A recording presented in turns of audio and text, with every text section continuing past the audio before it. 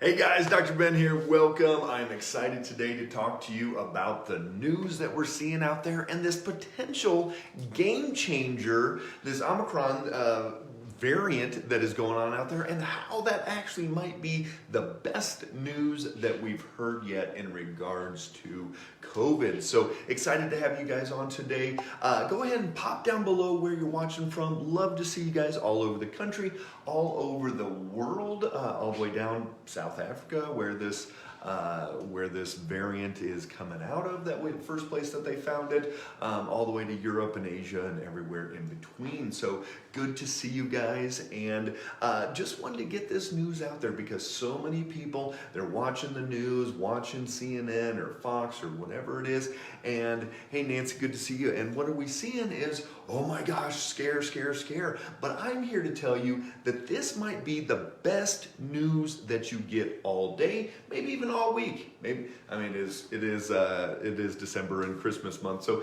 it probably isn't going to be the best news you get all month. We know what that is, but what we're going for is, think about this.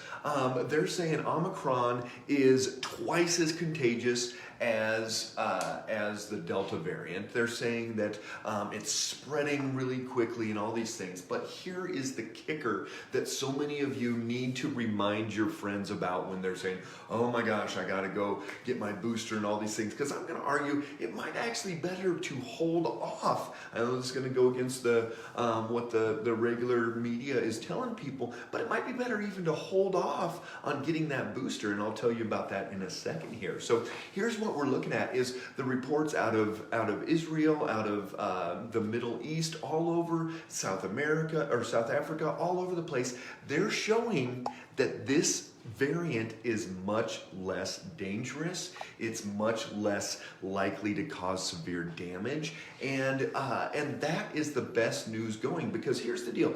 Earlier last week, the CDC said that they had an estimate of about 143 million people in the United States that have had COVID already and that have natural immunity to that. And so that was really good news when I read that one. It might even be more than that 143 million. That's just what they're estimating at this point. So 143 million, we know that natural immunity is very long lasting. It has great duration and sustainability to it. And the research is showing that those people that have had an infection are much less likely, just like the Qatar study that showed that people, I mean, it was like hardly anybody was getting reinfected, and those that were not getting severe reinfection, meaning that they hardly anywhere even go to the hospital, and nobody was dying that was getting reinfected over, I think it was a 9 or 10 month period that they were looking at. So the great news is that now is the time to go and get infected with this Omicron virus. If this is the case, if we're truly at this level where it's very contagious, but it's not very deadly, it's not very problematic, it's going to be more like a cold or a flu or whatever it is. And so of all these times to go ahead and get that natural immunity, now would be the time to do it. And so if somebody does get a booster or anything like that, it may actually block them from being able to get this natural immunity that would come about from getting this virus. So, it's super interesting.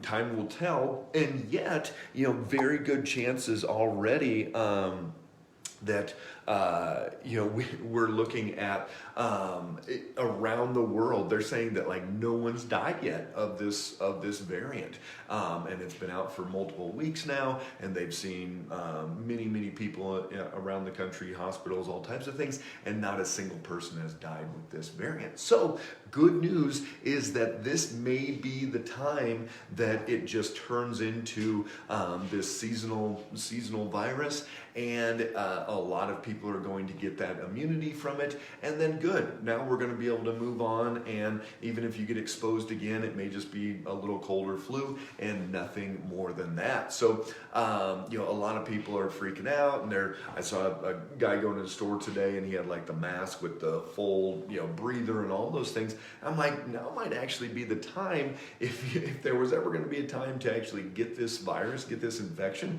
now might be that time. So super interesting. showing what the research is showing out there, and just how things can evolve, and that this is kind of one of the ways that viruses usually go. With the mass vaccination, it's interesting how that's going to shift. But usually viruses become maybe even more contagious, but less problematic, and so.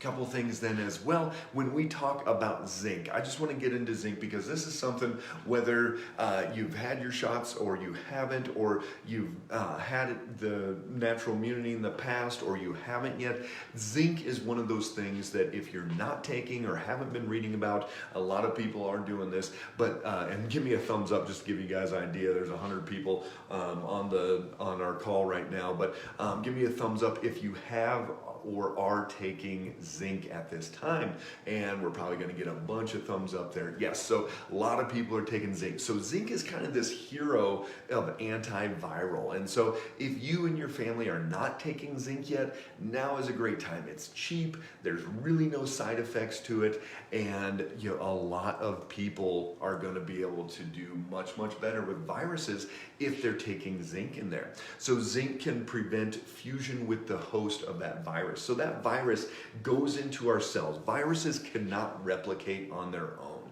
It's not like bacteria where you put in the petri dish and it can replicate, or molds or whatever like that. Viruses need a host, and that host is inside of us, is our cells, and the viruses have to get into the cells and start replicating and start making this ability to grow, and then it eventually expands so much that cell bursts, and then that viral material goes out, and then it does to another cell and another cell and another cell. And so what we know is that if we can prevent that fusion, that connection with that cell, that's going to be a huge part of blocking that reproduction in the body. So zinc can prevent that fusion with the host.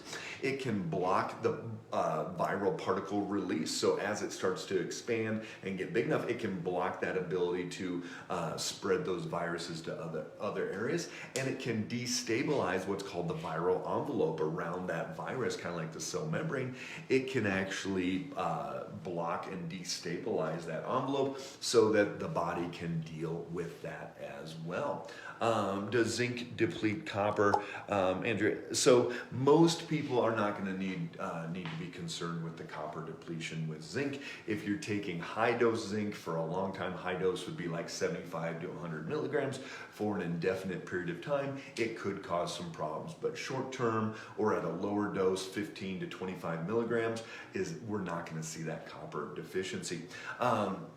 Zinc is going to decrease the RNA synthesis, or that reproduction, in influenza. This is in all the research that we can look up. Influenza, so all the flus, poliovirus, another one called the equine arteritis virus, as well as the SARS-CoV, the original one, as well as the MERS, the Middle East version. And so it's shown that it can block that RNA synthesis in those.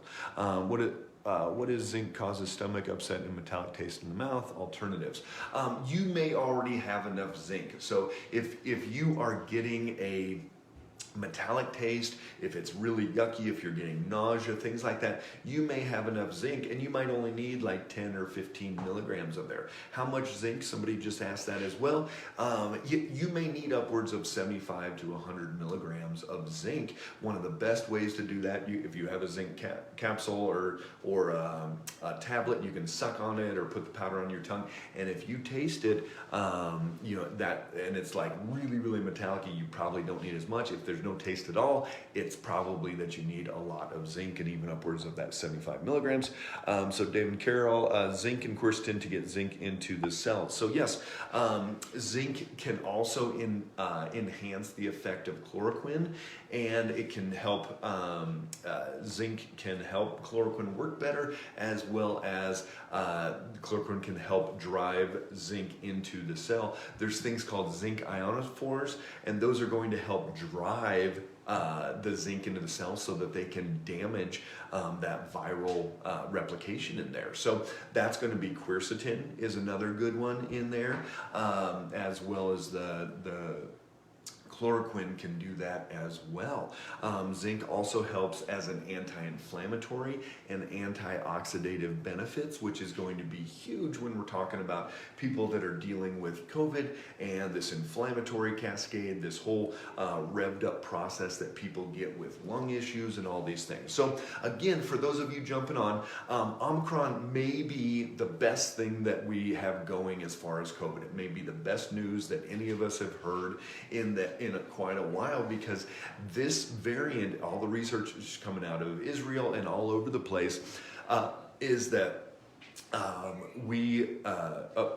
Maria, I'll answer that in a second. The best news is that out of Israel, all these different places, is that it's not that deadly, it's not that harmful, it's more like a little common cold as opposed to creating this inflammatory cascade. So that is a great news, because now is actually the time, if you were ever going to get an infection, 143 million the CDC is saying have natural immunity, now would be the time, over 40% of the population, that if we could get another 30-40% of the people to get this variant, if it truly is less harmful but more contagious, then that would be great. And you're going to be able to, okay, I had a little sniffles, had a little cold, and now I've got this natural immunity. Boom, next time it comes around, your body's going to be in a lot better position for that. So Maria asked about vitamin D. If your vitamin D is low, and even though you've been taking it, one, you're not taking enough. Some patients need 5,000 to 10,000, but for other people, and some people might think we're crazy, but we'll have them actually go to the tanning bed, go to the tanning booth, and even once a week is going to be enough to absorb that those rays and ultimately get that vitamin D up. You don't want to go, and I always joke, it's like the lady in Florida that's got this leather skin. Remember, there's something about Mary. Don't go look like that lady.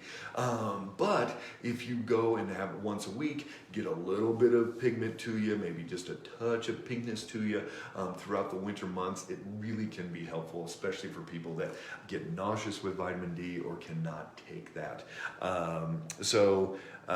Valerie, can Hashimoto's cause loss of taste and smell? I had this since 2018.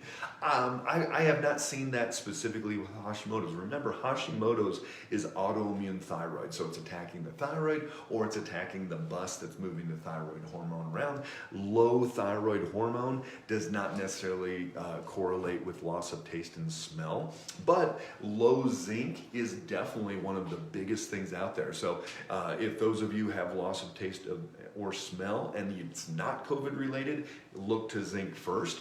But if you have COVID and are still having these issues with loss of taste and smell, go with a high dose zinc short term and see what happens there. Yes, Maria, go ahead and get into that tanning bed. I think that would be good. Just don't go and get burnt. So zinc, huge part of this antiviral puzzle, and I think it's one of the reasons why so many people are doing better and why the flu's not really going around. The cold aren't as bad. People are washing their hands more. They're being more aware if they are feeling sick.